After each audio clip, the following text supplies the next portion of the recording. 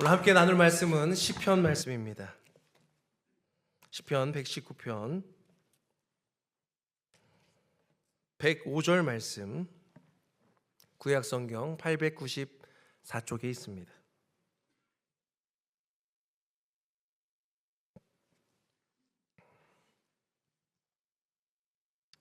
우리 한 절 말씀 찾으신 줄 알고 함께 읽겠습니다. 시작. 주의 말씀은 내 발의 등이요 내 길의 빛이니이다. 아멘. 2026년도 새해가 밝았습니다. 각 가정마다 삶마다 하나님의 은혜가 넘치는 시간 되시기를 주님의 이름으로 축복합니다. 우리 새해 서로를 축복하는 마음으로 앞뒤 좌우에 계신 성도님들에게 이렇게 한번 인사하면 좋겠습니다. 올해는 희망이 있습니다. 네, 한 번 더 인사해 볼까요? 희망이 있다고 하니까 얼굴이 갑자기 밝아집니다. 이번에 주제가 소망은 말씀 안에인데 이렇게 한번 인사해 봅시다. 소망은 말씀 안에 있습니다. 시작. 아멘. 네. 지난 한 해 동안 하나님의 크신 인도하심이 은혜가 있었는데 올 한 해에도 각 가정과 삶 가운데 하나님의 놀라운 은혜가 풍성히 넘치시는 삶이 되시길 주님의 이름으로 축복합니다. 작년에는 예수님의 발자취를 따라서라고 하는 주제를 가지고 마태복음 20장 28절 말씀을 전했습니다. 그런데 올해는 어떤 표어로 어떤 주제를 가지고 말씀을 전할까 저는 고민하지 않았습니다. 왜냐하면 작년 5월 달에 벌써 마음을 주셨어요. 그리고 이 말씀을 가지고 제가 작년 5월에 한번 설교도 했었습니다. 같이 암송도 하고 그랬던 적이 있었는데 그때 벌써 마음을 주셨어요. 이 말씀을 가지고 우리가 올해를 2026년도를 섬기면 좋겠다. 2026년도가 새롭게 진행되는데 왜 말씀 가운데 도전을 해야 되는가? 하나님이 저에게 자꾸 마음에 주셨어요. 이 말씀은 상당히 간결합니다. 주의 말씀은 내 발의 등이요 내 길의 빛이니이다. 내 발의 등, 내 길의 빛이 하나님 말씀이 되어주시면 우리의 삶은 변화가 된다는 거예요. 이거는 서정적이고 또 아주 시편의 아주 좋은 부분들을, 감각적인 부분들을 알려주는 것처럼 보이나 멋지고 의미가 있지만 이 말씀은 우리에게 실제적인 아주 근본적인 우리의 신앙의 아주 중요한 부분을 건드리는 하나님의 말씀입니다. 특별히 우리 소망교회가, 소망의 모든 성도들이 함께 은혜를 받으려면 주의 말씀은 내 발의 등이요 내 길의 빛입니다라고 하는 고백이 내 마음과 생각, 그냥 입으로만 있는 것이 아니라 나의 삶 가운데 온전히 전해질 때, 그 말씀을 붙들고 나아갈 때 정말 희망 있는 한 해가 펼쳐질 것입니다. 그래서 소망은 말씀 안에 시편 119편 105절에 있는 내용을 가지고 세 가지, 어떤 희망이 있는가, 어떤 은혜가 있는가를 함께 나누고자 합니다. 첫 번째는 말씀 안에서 발견하는 소망이 있다는 것입니다. 세상은 끊임없이 변합니다. 이런 일이 있을까 저런 일이 있을까 사람들은 예측을 합니다. 그런데 작년 한 해도 우리가 생각지도 못했던 일들이 벌어졌습니다. 정치, 사회, 경제, 문화. 오늘도 보니까 미국이 어떤 나라를 막 이렇게 해서 또 대통령 잡아오고 그런 일들이 막 있고, 하루에도 한 달에도 수십 번, 수백 번 많은 일들이, 예측하지 못하는 일들이 벌어집니다. 이런 상황 속에서 사람들은 불안해합니다. 염려합니다. 그리고 캄캄하다라고 생각이 듭니다. 그런데 이 속에서 우리가 희망을 가질 수 있는 것은 무엇인가? 바로 하나님의 말씀이 우리에게 주어졌을 때 우리는 희망과 소망을 발견하게 됩니다. 여러분, 송구영신 예배 때 오신 분들은 이거 다 받으셨죠? 저도 받았습니다. 받았는데 혹시 안 받으신 분들은 나가실 때 꼭 받아가시면 좋겠습니다. 근데 제가 이 말씀을 보고 상당히 놀랐어요. 하나님이 저를 어떻게 잘 아시는지, 이 로마서 15장 4절 말씀을 받았는데 한번 띄워주시겠습니까? 제가 받은 말씀이니까 제가 한번 먼저 읽겠습니다. 무엇이든지 전에 기록된 바는 우리의 교훈을 위하여 기록된 것이니 우리로 하여금 인내로 또는 성경의 위로로 소망을 가지게 함이니라. 제가 이 말씀을 뽑고 나서 깜짝 놀랐던 게, 어떻게 하나님이 내가 소망교회 목회자인 줄 알았지? 여러분, 말씀을 뽑아도요 다 소망이 있는 건 아니거든요. 여기에 보니까 뭐라고 써 있어요? 소망을 가지게. 아니, 하나님 어떻게 그렇게 잘하시냐? 또 하나 놀란 건 무엇이냐면, 우리 교회가 소망은 말씀 안에라고 하는 주제를 가지고 하는데 하나님이 어떻게 그렇게 하시고 성경의 위로로 함께 한다, 교훈을 위하여 기록된 것이다, 이것을 인내해야 된다라고 하는 말씀을 이렇게 보여주게 한 거예요. 이 더 깜짝 놀란 것은 무엇이냐면, 우리 로마서 15장 4절 말씀 같이 한번 읽어보겠습니다. 시작. 무엇에든지 전에 기록된 바는 우리의 교훈을 위하여 기록된 것이니 우리로 하여금 인내로 또는 성경의 위로로 소망을 가지게 함이니라. 아멘.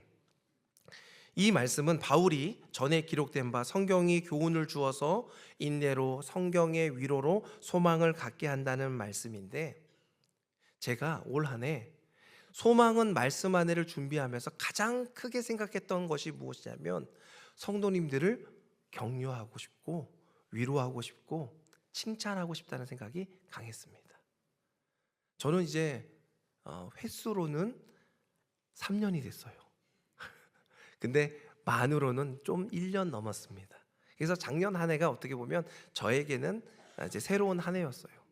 작년 한 해를 돌아보면서 우리 송구영신 예배 때 함께 예배드리면서 또 한 해를 돌아보니까 얼마나 놀랍고 재미있는 일들이 많이 있었습니까? 그런데 제가 들었던 마음 하나는 무엇이냐면, 이것이 몇몇 사람들의 수고로 된 것이 아니라 온 교회가 한 마음으로 하나님을 예배함으로, 하나님을 경배함으로, 인내함으로 나아갔다는 것입니다. 그래서 제가 어떻게 하면 위로를 할까? 라는 마음을 가지고 있었는데 하나님이 이 말씀을 딱 뽑게 하시고, 인내로 또는 성경의 위로로 소망을 가지게 함이니라. 제가 여러분들에게 무엇을 해드리면, 어떻게 해드리면 위로가 될까요? 노래를 불러드리면 위로가 됩니까? 아니면 제가 뭐 맛있는 걸 사드리면 위로가 됩니까? 목사님 그것도 위로가 돼요. 그럴 수 있겠지만, 목회자는 무엇으로 하는 게 위로가 됩니까? 어떻게 그렇게 잘하셔요? 네? 작년에도 잘 아시더니 말씀으로 위로해야 돼요. 말씀으로. 제가 올 한 해를 말씀으로 여러분들과 함께 위로하며 나가길 소망합니다. 우리의 소망이, 희망이 어디 있습니까? 작년 한 해 여러 가지 있었던 일들을 돌아보면 사람이 했다, 사람들이 잘 모여서 했다 도 있겠지만, 사람의 어떤 성품이나 잘남으로 되는 것이 아닙니다. 여러분들이 느끼셨는지 못 느끼셨는지 모르겠지만, 저는 몇 번의 위기가 있었어요. 몇 번의 힘듦이 있었습니다. 몇 번의 부침이 있었습니다. 그럴 때마다 하나님이 저에게 말씀하시고 말씀의 위로를 허락하셨어요.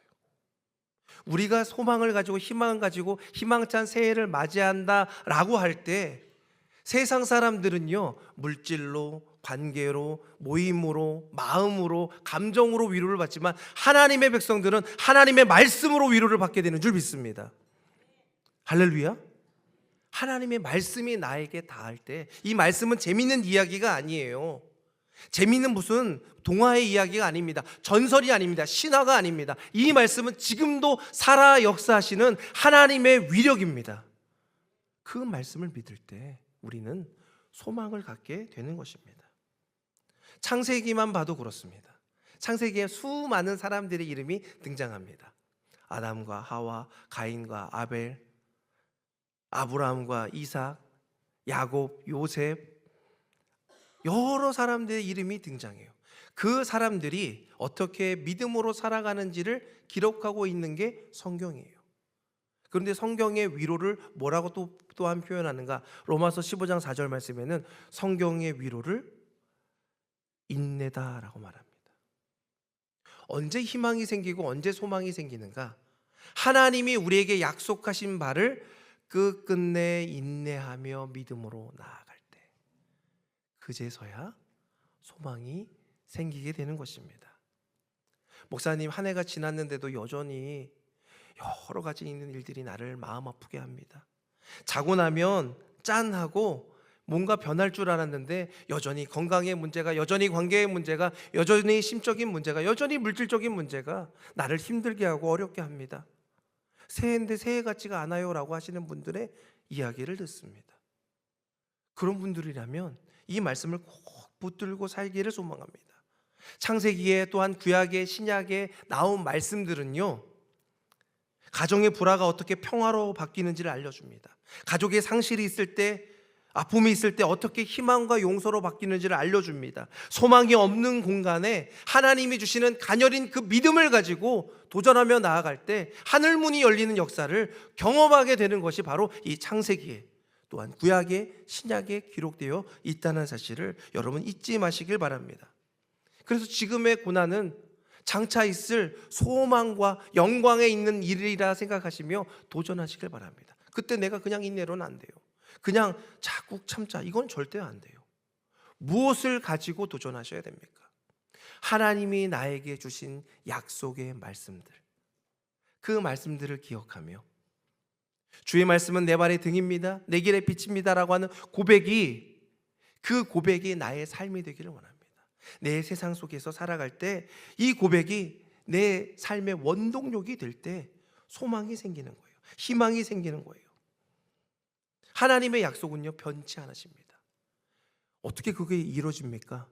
이 자리에 서 있는 제가 그렇고요, 여러분들이 그것을 경험하지 않았습니까? 또한 이 성경에 있는 모든 인물들이 하나님의 약속을 믿으며 살아갔을 때 그 소망과 희망을 발견하게 된다는 것입니다. 여러분, 믿음 가운데 한 해를 시작할 때 믿음 잃지 마시고 하나님의 말씀에 소망을 두며 희망을 두며 살아가는 한 해가 되시길 주님의 이름으로 축원드립니다. 시편 119편 105절에는 어떤 소망이 또 있습니까? 두 번째, 말씀 안에서 앞길을 비추는 확신이 됩니다. 말씀 안에서 앞길을 비추는 확신. 등불은 내 발 앞에를 비춥니다. 그런데 가로수 큰 빛은요, 서치라이트는 어떻게 합니까? 먼 길을 환히 비춰줘요. 하나님께서 우리의 삶에 오셔서, 하나님의 말씀이 오셔서 우리의 삶을 비춰주시면 얼마나 좋을까요? 이사야 선지자는 좀 특별한 선지자입니다. 왜냐하면 남유다의 말씀을 전하는 선지자로 부름을 받았는데 북이스라엘과 온 이스라엘의 그 어려운 상황 속에서 부름받은 선지자예요. 특별히 북이스라엘이 멸망하는 것을 보게 됩니다. 그래서 남유다에도 이런 멸망이 있을 것이니까 너희가 돌이키고 하나님 말씀 가운데 다시 한번 회개하고 나아가자, 이런 말씀을 전하는 선지자가 이사야 선지자였습니다. 당시 상황은요, 영적 부패가 심했고 물질주의가 심했고 우상에 몰입되어 있는 사회였습니다. 자기 중심적이고 자기만 알고 자기 가족만 알고 이기적인 마음이 가득한 시대가 바로 남유다의 상황이었습니다. 그러다 보니까 제사장들조차도 뭐라고 얘기하냐면 지금 평안한 때다, 좋을 때다, 괜찮다, 걱정하지 말아라, 이런 거짓 평안을 선포하던 때가 바로 이사야 선지자가 활동하던 시기였습니다. 그런데 하나님의 말씀은 엄중했어요. 너희가 돌이키지 않으면, 하나님의 말씀을 믿지 않으면 큰 벌을 내리겠다. 우리 말씀 한번 찾아볼까요? 이사야서 말씀입니다. 이사야 1장, 구약성경 967쪽 이사야 1장 2절부터 4절 말씀입니다. 우리 찾으신 줄 알고 함께 봉독하겠습니다. 시작. 하늘이여 들으라, 땅이여 귀를 기울이라. 여호와께서 말씀하시기를 내가 자식을 양육하였거늘 그들이 나를 거역하였도다. 소는 그 임자를 알고 나귀는 주인의 구유를 알건만은 이스라엘은 알지 못하고 나의 백성은 깨닫지 못하는도다 하셨도다. 슬프다 범죄한 나라요 허물진 백성이요 행악의 종자요 행위가 부패한 자식이로다. 그들이 여호와를 버리며 이스라엘의 거룩하신 이를 만홀히 여겨 멀리하고 물러갔도다. 아멘. 이사야에게 주신 말씀을 통해서 북이스라엘이 멸망하고 남유다가 부패하고 있는 상황 속에서 이사야 선지자를 통해서 남유다를 뭐라고 얘기하시냐면 소돔과 고모라와 같다, 이제 멸망할 곧 성읍과 같다라고 하나님께서는 말씀하고 계셔요. 그러면서 뭐라고 말씀하시는가? 너희가 드리는 예배를 받지 않겠다. 너희가 드려지는 절기를 내가 기뻐하지 않겠다. 이런 말씀을 전하는 이사야 선지자의 마음은 어땠을까요? 참 난처했을 것입니다. 거짓 선지자들이, 제사장들이 괜찮다 괜찮다 말하고 있는 상황이고, 북이스라엘 멸망했지만 남유다는 괜찮잖아요 라고 말하는 상황 속에서 이스라엘 백성들은 귀를 닫고 전혀 듣지 않는 상태로 지금 괜찮고 잘 사는데 무슨 말이에요? 라고 말하는 그 무지하고 우둔한 백성들에게 말씀을 전하는 입장. 백성들은 이렇게 말합니다. 우리는 다 하고 있어요. 다 했어요. 뭘 더 해요? 이제 힘들어요. 나 바빠요. 그런데 더 하라고요? 내가 주님을 위해서 이 정도 하면 되는 것 아닙니까? 라고 따집니다. 참 이사야 선지자의 마음이 참 깝깝했을 거라는 생각이 듭니다. 이 시대가 이렇게 컴컴하고 어둡고 지금 깝깝한 상황인데 왜 이들은 하나님의 말씀을 듣지 않는가? 그런데 이런 이사야 선지자에게 하나님께서는 이사야 41장 10절 말씀을 통해 위로하십니다. 우리 한 절 더 찾아봅시다. 이사야서 41장 10절, 구약성경 1016쪽에 있습니다. 우리 잘 아는 말씀이죠? 우리 같이 봉독하겠습니다. 이사야서 41장 10절 시작. 두려워하지 말라, 내가 너와 함께함이라. 놀라지 말라, 나는 내 하나님이 됨이라. 내가 너를 굳세게 하리라. 참으로 너를 도와주리라. 참으로 나의 의로운 오른손으로 너를 붙들리라. 아멘. 이 말씀을 통해서 이사야에게 이야기합니다. 너가 이 어둠과 캄캄함 속에서 빛으로 여기는 것이 과연 무엇인가? 제가 한국교회 목회자로 불림받은 것이 처음에는 너무나 기뻤습니다. 그런데 총신대에 이제 신학 수업을 듣는데 교수님이 그 얘기 하시더라고요. 전도사님들, 이제는 더 이상 희망이 없어요. 이제 한국교회는 점점점 더 어렵고 힘들 것입니다. 20여 년도 더 낸 이야기입니다. 여러분들은 광야에 발을 디딘 것입니다. 하지만 하나님이 여러분들과 함께 하시니 그 말씀을 붙들고 도전합시다라고 했던 그 교수님의 이야기가 잊혀지지 않습니다. 제가 20몇 년을 목회를 하면서 사역을 하면서 돌아보니까 참 어렵고 힘든 시절인 것 같아요. 세상은 많이 좋아졌습니다. 많이 편해졌습니다. 많이 행복해졌습니다. 물질적으로, 외형적으로 우리나라도 많이 발전했습니다. 그런데 많이 대한민국이, 이 한국이, 이 조선 땅이 아파요. 사건 사고뿐만 아니라 병들고 우울한 사람들이 왜 이렇게 많은지, 힘들고 어려워하는 가정들이 왜 이렇게 많은지, 사람이 자기의 인간의 존엄성을 저버리고 서로가 서로를 존중하는 사회라 이야기하면서도 저는 참 그게 안타깝죠. 여러 번 말씀드렸죠. 목회자를 안 했으면 교사를 하려고 했었습니다. 그래서 제가 신학교 가는 부분에서도 기독교 교육과를 선택한 이유가 아마 그것인데,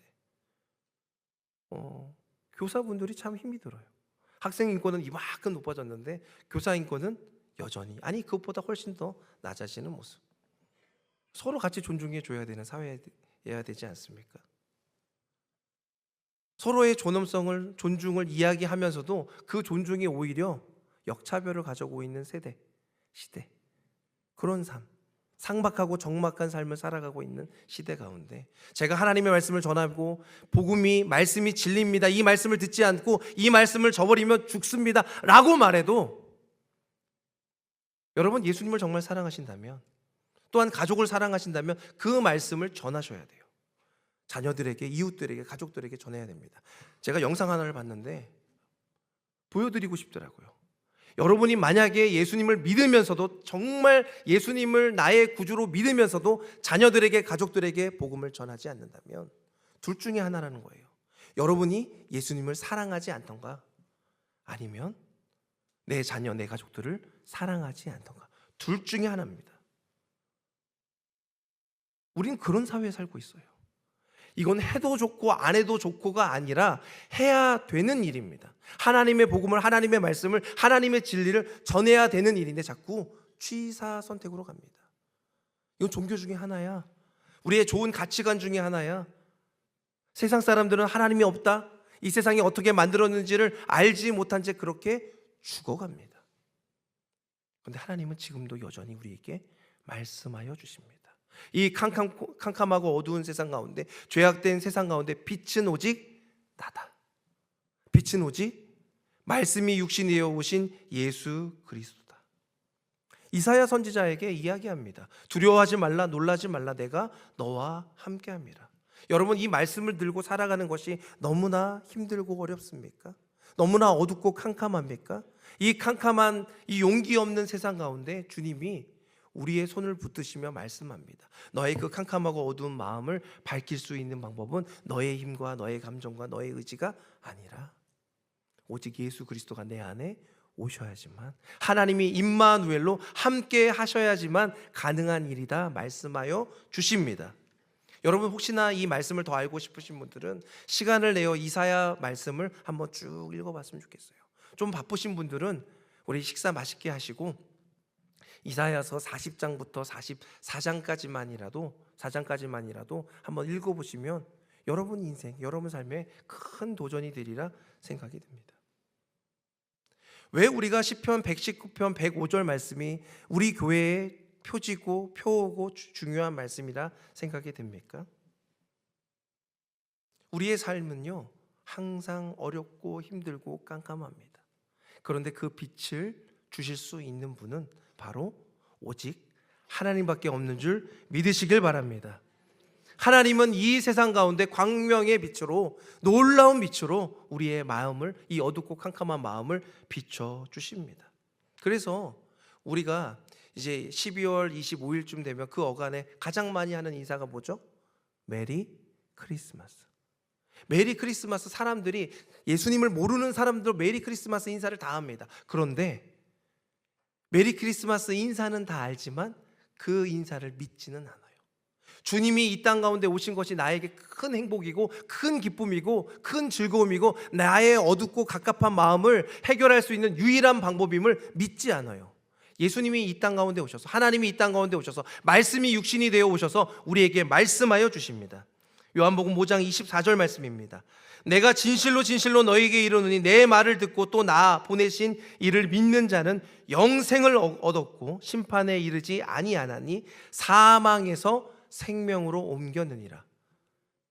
이 사실을 믿으시길 바랍니다. 예수님을 믿는 사람만 사망에서 생명으로 옮기게 되는 것입니다. 사람의 힘과 능력으로 내가 열심히 공을 쌓아서 절대로 그렇게 되지 않아요. 여러분이 열심히 얼마나 쌓아야 열심입니까? 얼마나 봉사하고 얼마나 헌신을 해야 그것이 올바른 구원이 됩니까? 될 수가 없어요. 우리가 하는 봉사나 섬김은요, 다른 종교에서 하는 헌신과 봉사와 사뭇 다릅니다. 왜요? 하나님께 은혜를 받아서 그 기쁜 마음으로 억지로 하는 것이 아니라 기쁜 마음으로 하는 봉사예요. 맞죠? 그런데 세상에서 하는 봉사는 무엇이에요? 내가 나의 죄를 무엇인가 다스리기 위해서 내가 이런 봉사를 하면 없어지겠지. 아니요, 없어지지 않아요. 오직 우리의 죄는 예수 그리스도의 십자가의 능력을 바라볼 때, 그 십자가의 능력을 의지할 때 사해지게 되는 줄 믿습니다. 흰눈처럼 양털처럼 깨끗하게 사해질 수 있는 방법, 오직 주 예수 그리스도를 내 마음 가운데 모셔드립시다. 그러면 구원의 능력이 나타나게 됩니다. 요한복음 8장 12절에도 이렇게 말합니다. 예수께서 또 말씀하여 이르시되 나는 세상의 빛이니 나를 따르는 자는 어둠에 다니지 아니하고 생명의 빛을 얻으리라. 마음이 캄캄한 분 계십니까? 아직 늦지 않았어요. 여전히 여러분들을 사랑하시는 주님께서 여러분에게 말씀하여 주십니다. 나는 세상의 빛이니 나를 따르는 자는 어둠에 다니지 그 빛을 의지하며 그 빛을 내 마음 가운데 모셔 드리십시다. 그리고 예수님께서 이렇게 말씀하십니다. 요한복음 14장 6절 말씀, 우리 함께 한 목소리로 읽겠습니다. 시작. 예수께서 이르시되 내가 곧 길이요 진리요 생명이니 나로 말미암지 않고는 아버지께로 올 자가 없느니라. 아멘. 우리의 모든 죄를, 우리의 흉악한 죄를, 우리의 흉악한 어둠을 몰아내신 예수 그리스도를 의지합시다. 그러면 하나님의 통치 가운데, 하나님의 다스림 가운데, 하나님의 질서 가운데 있으며 내가 나의 시기와 질투와 분냄과 성냄과 나의 욕심과 욕망으로 사로잡힌 삶이 아니라 하나님의 형상을 회복하여 그 밝은 빛으로 나와 살아가는 삶이 될 줄 믿습니다. 세 번째, 시편 119편 105절 말씀에는 어떤 소망이 있습니까? 말씀 안에 세워지는 공동체가 됩니다. 우리 공동체의 중요성은 구체적으로 말하지 않아도 잘 알 겁니다. 우리나라가 힘들고 어려웠을 때마다 이런 말이 있었어요. 뭉쳐야 산다. 흩어지면 잘 모르시나요? 네. 뭉쳐야 산다. 흩어지면 죽는다. 네, 이런 말이 있었습니다. 네. 뭉치면 살고 흩어지면 죽는다. 가정도 서로 단합하면 어려움을 잘 극복할 수 있습니다. 사회도 정치도 마찬가지예요. 분열된 부분들이 협력할 때, 협치를 할 때 건강한 정치가 되고 건강한 나라가 된다는 사실을 누구나 다 잘 알고 있습니다. 교회는 어떻습니까? 교회는 예수 그리스도가 머리시고 우리의 대장 되시고 왕이 되시고 우리는 그의 몸입니다. 각 지체예요. 그래서 교회 안에서는 무엇을 잘해야 됩니까? 서로 협치를 잘해야 돼요. 협동을 잘해야 돼요. 하모니를, 조화를 잘 이루어야 되는 것입니다. 왜 그렇습니까? 우리는요, 성례를 같이 합니다. 성례는 무엇입니까? 하나는 세례고 하나는 성찬입니다. 세례는 무엇입니까? 우리가 예수님을 주로 고백하는 것을 모든 성도들 앞에서, 하나님 앞에서 고백하는 일입니다. 또한 성찬은 무엇입니까? 내가 예수 그리스도를 그 몸과 피를 먹고 마십니다. 우리는 한 형제입니다 라고 고백하는 일입니다. 아직 세례를 받지 않으신 분들이 있다면 우리가 함께 우리 교회 안에서 세례 받으시고 성찬에 참여하는 일들이 있기를 소망합니다. 우리는 성찬 또 이 세례를 통해서 한 몸으로 연합하게 됩니다. 그렇기 때문에 우리가 이 성례를 함께하는 공동체에서 한 지체로서 해야 될 것은 무엇인가? 이 성례를 하면서 한 몸으로 생각하면서 여겨야 될 지침은 무엇인가? 오직 하나님의 말씀입니다. 초대교회에 많은 교회들이 분란이 있었을 때는 보면 누구 파냐, 무슨 말씀이냐, 넌 누구의 줄을 서냐 이렇게 말합니다. 항상 초대교회 때마다 부흥이 있고 성장이 있고 성숙이 있는 공간은 무엇이 있었는가? 예수 그리스도 안에서, 말씀 안에서 하나가 되었습니다. 할렐루야.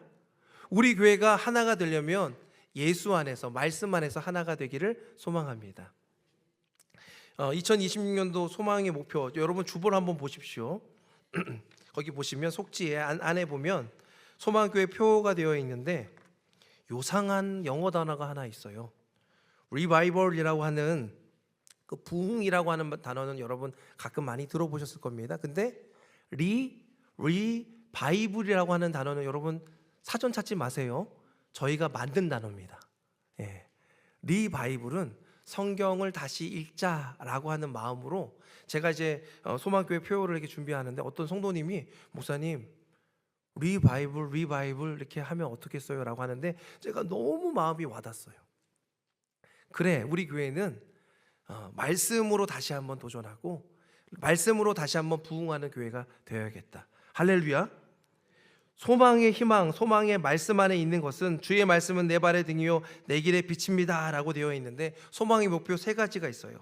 말씀을 기억하고 예수님의 사랑으로 섬기며 성령의 역사를 증거하는 교회.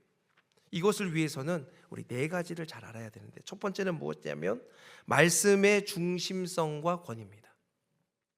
여러분 이게 어디에 해당하냐면 소망의 목표 1에 해당합니다. 하나님의 말씀을 기억하고 말씀의 중심성과 권위. 초대교회 그 사도행전 초대교회 때 모이면 성도들이 모이면 떡을 떼고 교제했습니다. 그런데 그들이 두 가지를 같이 했어요. 떡을 떼고 교제하는 것뿐만 아니라 무엇을 했냐면 사도들의 가르침을 받고 기도에 전념했습니다. 떡을 떼고 교제하는 일은 세상에서도 많이 합니다. 사도의 가르침과 기도에 전념하는 일이 없으면 우리는 교회가 아니에요. 하나님의 말씀으로 모이시고 하나님의 말씀을 붙들고 기도하는 공동체가 되기를 주님의 이름으로 축원드립니다. 디모데후서 3장 16절 17절 모든 성경은 하나님의 감동으로 된 것으로 교훈과 책망과 바르게 함과 의로 교육하기에 유익하니 하나님의 사람으로 온전하게 하며 모든 선한 일을 행할 능력을 갖추게 하려 함이라. 우리가 선한 행동을 하는 것은요, 세상 사람들과 많이 다릅니다. 세상 사람들은 섬기다 화가 나는 일이 있고 분이 있는 일이 있으면 그것으로 토라지기도 하고 그것을 놓기도 합니다. 우리들은 그렇지 않아요. 예수님을 믿는 사람들, 제가 지난주에 우리 카페 섬김이들을 잠깐 만났는데 그런 얘기가 나왔어요. 이 봉사하다 보면은 이제 어떤 바쁜 일로 인해 가지고 그릇을 씻지 않고 그냥 두고 가는 일이 있다는 거예요. 그 아침에 온 사람이 그릇이 청소되어 있지 않고 설거지가 안 되어 있으면 기분이 좋을까요? 나쁠까요? 나쁘죠, 당연히. 그러면 목사님 어떻게 해야 됩니까? 라고 물으시길래 제가 뭐라고 얘기했냐면 씩 웃으면서 예수님이 드시고 가신 거다. 예수님이 제자들 데리고 드시고 가신 거다 생각하면 얼마나 기쁘겠습니까? 네. 우리의 섬김은요, 우리의 봉사는 다른 섬김입니다. 제가 여기 주차장에 오는 사람들 봅니다. 담배 피우고 버리기도 하고요, 쓰레기 투기하고 가기도 하고 가끔 그래요. 그러면 제가 어떻게 접근하는지 아세요? 보고 있다가 요놈 잡았다 이렇게 하지 않고요, 씩 웃으면서 쓰레기통에 버려주세요. 그렇게 하면 다 좋게 생각하시고 이용하시고 가시는 거예요. 우리의 섬김은요, 그런 마음이 있어야 됩니다. 그러려면 어떻게 해야 돼요? 하나님의 말씀이 내 안에 가득 차 있어야 돼요. 하나님의 말씀이 가득 차 있지 않고 세상의 이기심과 세상의 질투가 있으면 사람이 이상해 보입니다. 달라져 보입니다. 아이고야, 나한테 힘들게 하려고 설거지를 이렇게 많이 만들고 갔네. 일부러 내가 보는데 그냥 쓰레기에 던져버리네. 하나님의 말씀이 없으면 그렇게 보여요. 하나님의 사람들은요, 하나님의 말씀으로 충만하기 때문에 섬길 때 너무너무나 행복합니다. 기쁩니다. 어떤 분이 물으시더라고요. 목사님 작년에 수고 많이 하셨죠? 많았어요. 많이 힘드셨죠? 힘든 일들 많았을 텐데. 제가 힘들면서도 한편으로는 이런 생각이 들더라고요. 너무 재밌었다고, 너무 감사했다고, 너무 행복했다고. 제 얼굴이 좀 행복해 보이지 않나요? 얼굴만 그런 게 아니라 진짜 마음도 그렇습니다. 두 번째, 성화 권징이 있어야 돼요. 말씀은 개인과 공동체를 성화로 이끕니다. 바울은요, 에베소서의 직분을 통해 성도들이 말씀으로 채워졌을 때 저도 지금도 한참 예수님을 따라가려면 한참 멀었습니다. 매일매일 결단하고 도전하고 눈물로 밤을 지새울 때가 있습니다. 말씀을 들으면 단방에 변화되는 게 아니에요. 때로는 많이 변화되기도 하지만 조금씩 변화가 됩니다. 그래서 성화가 있고요, 그 권징을 따라서 하나님의 말씀을 따라 예수님을 닮아 가는 것입니다. 여러분, 작년에 비해서 올해가 좀 더 나으십니까? 아니면 작년만 못합니까? 아직 목사님 4일밖에 안 됐는데 그걸 어떻게 알아요? 올 한 해가 하나님의 말씀을 따라 변화되는, 도전되는 한 해가 되시길 주님으로 축복합니다. 말씀이 있으면요, 세 번째, 격려와 연합이 있게 됩니다. 이 격려와 연합은 예수님의 사랑으로 섬기며 라고 하는 두 번째 해당하는 부분이에요. 서로를 격려하고 인내하며 연합을 이룹니다. 제가 저 스스로를 잘 아는데 하나님이 저를 많이 참아주셨어요. 제가 성실하고 열정적이고 하지만 또한 때로는 실수도 하고 또 때로는 낙담도 하고 때로는 부족함이 많이 있어요. 그런데 하나님이 저를 사랑하셔서 많이 인내해 주셨습니다. 그 하나님이랑 여러분이 믿는 하나님이랑 다릅니까? 똑같습니까? 똑같은 분이시죠? 저도 참아주셨는데 여러분도 참고 있다는 사실을 아시고 그 인내하시는 하나님을 의지하며 여러분을 참아주신 그 사랑을 기억하며 다른 사람에게 인내하며 격려하며 섬기며 살아가는 하나가 되기를 소망합니다. 네 번째는 선교적 정체성이에요. 개혁주의 전통을 가진 교회는요, 항상 개혁되어야 합니다. 그래서 말씀 안에서 공동체를 봐야 되는데 말씀 안에서 항상 주의 복음을 전하는 일이 있어야 합니다. 우리 교회 모든 성도는 15일 되면 저랑 결산할 게 하나 있어요. 뭐가 있지요? 갑자기 또 소리를 안 내세요? 전도를 하셔야 됩니다. 아유, 목사님, 전도가 요즘 쉽나요? 어려워요. 그런데 제가 말하는 전도는 복음을 증거하는 거지 교회에 데리고 나오는 걸 말하는 건 아닙니다. 데리고 나올 수 있으면, 모시고 나올 수 있으면 제일 좋지요. 그렇죠? 그런데 100번의 복음을 전하면 한 번 하나님이 그 시간과 때를 결정하여 이 자리에 나오게 하시는 거예요. 그렇죠? 여러분, 그것을 기억하시며 꼭 생각합시다. 그래, 내가 한 달에 한 번은 꼭 전해야겠다. 부끄러움이 있으신 분도 계시죠. 아니, 목사님은요, 얼굴을 보니까 하나도 안 부끄러워하시네. 그러니까 아무 데서나 얘기 잘하시고. 저도 부끄러울 때가 있어요. 네, 그럴 때가 있어요. 그러신 분들은 어떻게 하시면 돼요? 삶 속에서 기도하는 모습을 보이세요. 사랑으로 섬기는 모습을 보이십시오. 어느 마트에 가든 슈퍼마켓에 가든, 제가 여기 근래를 밥 먹고 싹 돌아다닙니다. 우리 성도님들이 어떤 모습으로 하나. 여러분, 항상 조심하셔요. 왜냐하면 제가 이 효자동에 돌아다닐 겁니다. 어떻게 하고 다니시는지. 네. 저만 봅니까? 주님이 여러분을 보고 계시잖아요. 네. 복음을 증거하는 모습으로 살기를 소망합니다. 그러면 우리 교회에, 또 여러분의 가정에, 각 삶마다 넘치는 은혜가 2026년도 가운데 가득할 줄 믿습니다. 특별히 우리 3월에는 큐티를 배우는 시간을 가지려고 하는데요, 전교인 대상으로 청년부들도, 될 수 있으면 중고등부나 초등부 학생들도 같이 하면 좋겠다는 생각을 해봅니다. 그런데 제가 이제 여러분이 신청을 많이 하시면 그냥 예배 끝나고 오후 시간에 하고, 많이 신청 안 하면 당의 허락을 받아서 설교를 큐티로 하려고 그래요. 큐티 학교에 있는 내용들을 가지고 설교를 하려고 그래요. 길게. 또 그럼 길게 하면 또 안 나오시려고. 얼마나 중요한지 아시겠죠? 얼마나 제가 이번 연도가 말씀 가운데 있어야 되는 한 해인 줄 아시겠죠? 여러분 희망은요, 여러분 소망은요, 여러분의 빛은요, 세상 사람들이 아닙니다. 오직 이 세상을 만드신 하나님의 말씀인 줄 믿습니다.